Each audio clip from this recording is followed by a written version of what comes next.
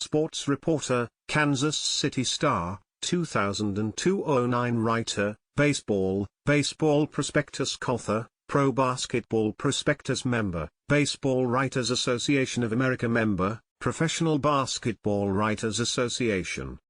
When the Brewers visit Wrigley Field on Friday for their first meeting with the Cubs this season, the focus will be on the managers, Pat Murphy of Milwaukee and his one-time protege, Craig Counsell of Chicago.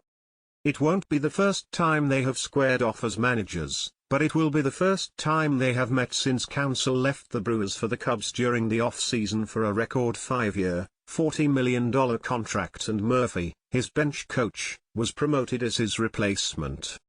Now, the two longtime friends are opponents, not just for one game, not just for a series but for a whole season, leading teams that don't like each other in mutual quests for the same thing, the National League Central crown. On the scale of baseball reunions, the Counsell-Murphy pairing is historically unique.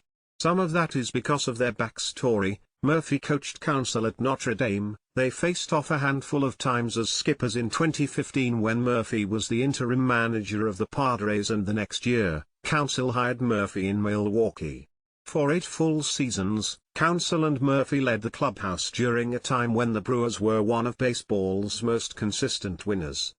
The pair were asked about their unique relationship before their first encounter in 2015, questions that are going to be asked all over again Friday. "I was awful to him," Murphy said then about their time at Notre Dame. "I was very, very hard on him. I thought he would never speak to me again. He's a friend," Counsell said. "He's been an important person for me in my baseball career. He was a person who made me mentally tough, because he challenges you a lot." Counsell wasn't just blowing smoke. Murphy's Padres won the first game 13-5, but the Brewers ended up winning 5 of 7 meetings over the past 2 months.